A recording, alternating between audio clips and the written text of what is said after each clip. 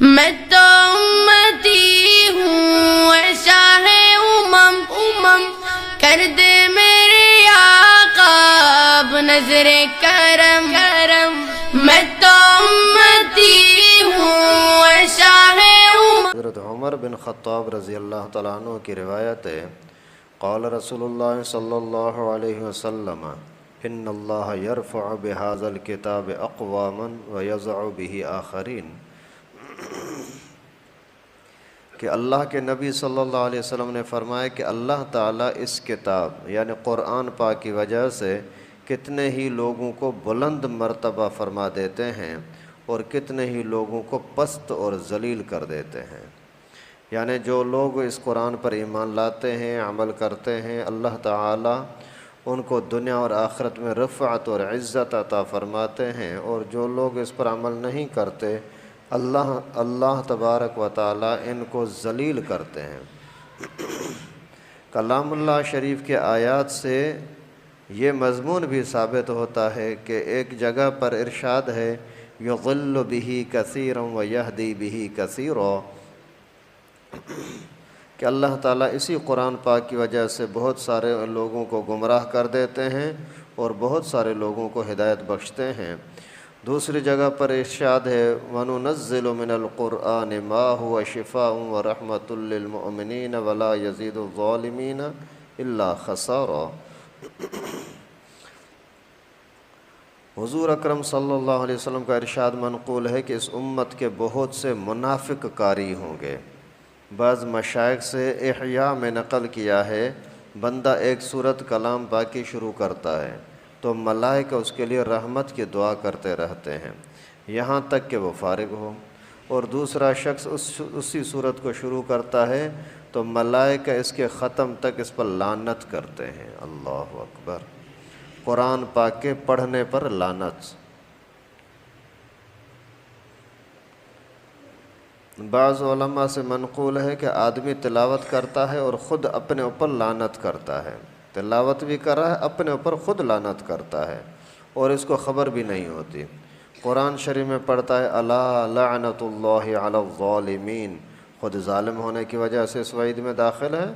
اسی طرح پڑھتا ہے لعنت اللہ علی الکاذبین، خود جھوٹا ہونے کی وجہ سے اس کا مستحق ہے۔ عامر بن واصلہ فرماتے ہیں کہ حضرت عمر رضی اللہ تعالیٰ عنہ نے نافع بن عبد الحارث کو مکہ مکرمہ کا حاکم بنا رکھا تھا۔ ان سے ایک دفعہ دریافت فرمایا جنگلات کا ناظم کس کو مقرر کر رکھا ہے؟ انہوں نے عرض کیا ابن ابزہ کو۔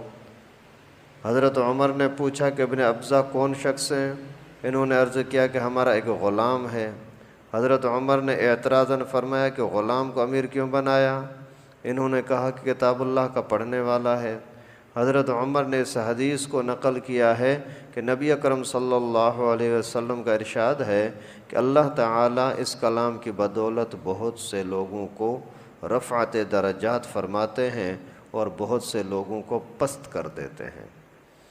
ابھی اس حدیث مبارکہ میں واضح طور پر آیا کہ ایک غلام آدمی مکہ مکرمہ کا گورنر،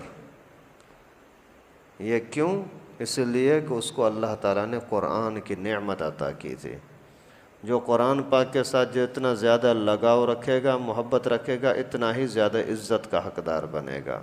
قرآن پڑھنے کی وجہ سے کچھ لوگوں کے لیے فرشتے رحمت کی دعائیں کرتے ہیں، کچھ لوگوں پر فرشتے لعنت کرتے ہیں۔ اللہ اکبر! کچھ لوگ قرآن پڑھنے کی وجہ سے اپنے اوپر لعنت کرتے ہیں۔ تین چیزیں، جو فرشتے ان کے لیے رحمت کی دعا کرتے ہیں، وہ جو ادب کے ساتھ قرآن پاک پڑھتے ہیں، عمل کے ساتھ پڑھتے ہیں، ادب بھی عمل بھی، اور جو بے ادبی کے ساتھ پڑھتے ہیں اور قرآن پاک کی آیت آ گئی، مسئلہ آ گیا لیکن اس کے باوجود اس کے خلاف کرتے ہیں تو فرشتے ان پر لعنت کرتے ہیں۔ تمہیں احساس نہیں ہے؟ قرآن پاک کا انکار کر رہے ہو، قرآن پاک کو ٹھکرا رہے ہو، بیوی بچوں کی تو باتیں مانتے ہو، اللہ کی باتیں نہیں مانتے، اس وجہ سے تمہارے پر لعنت ہو، فرشتے اس پر لعنت کرتے ہیں۔ یا خود اپنے اوپر لعنت کرتا ہے؟ مقصد یہ ہے کہ اللہ تعالیٰ نے فرمایا قرآن پاک کے اندر کہ سود سے بچو، یہ سود کی آیت پڑھ رہا ہے اور بچ نہیں رہا تو اپنے پر لعنت کر رہا ہے نا۔ اللہ تعالیٰ نے حکم دیا کسی پر ظلم نہ کرو اور یہ ظلم کر رہا ہے تو اپنے پر لعنت کر رہا ہے۔ اسی طریقے سے اپنے آپ کو لعنت سے بچائیں، یعنی یہ نہ ہو کہ قرآن پڑھ بھی رہے ہیں لیکن اپنے آپ کو گناہ گار بھی کر رہے ہیں۔ تو اس کا تقاضا یہ نہیں ہے کہ آدمی قرآن پاک کو چھوڑ دے، اپنی برائیوں کو چھوڑ دے۔ جیسے آج کل بڑی ڈھٹائی کے ساتھ، اللہ معاف فرمائے، افسوس ہوتا ہے لوگوں کے ذہن پر، کہتے ہیں نہیں میں داڑھی تو نہیں رکھوں گا، داڑھی رکھوں گا پھر لوگ بولیں گے کہ یہ دیکھو یہ داڑھی والا ہو کر کے نماز نہیں پڑھتا۔ استغفر اللہ، ذرا سی شرم آنی چاہیے۔ تو یعنی اپنی برائی کو چھوڑنے کے لیے تیار نہیں ہے، قرآن کو حدیث کو چھوڑنے کے لیے تیار ہو جاتا ہے۔ اس سے بڑی بیوقوفی اور کیا ہوگی؟ اگر کسی کو بولو کہ بھائی نماز پڑھو، نہیں یار نماز کیا پڑھوں، پھر لوگ بولیں گے تو گناہ کا کام کرتا ہے، تو نماز کیوں پڑھتا ہے؟ ارے ظالم، گناہ کو چھوڑ دے نا، نماز کو چھوڑنے کا کیا مطلب؟ یہ ہے شیطان کا حملہ، جو شیطان کے ساتھ دوستی میں اتنا آگے چلا جاتا ہے نا، پھر اس طرح کا کفر بکتے ہوئے بھی اس کو احساس نہیں ہوتا کہ میں کیا بک رہا ہوں۔ اللہ تعالیٰ حفاظت فرمائے۔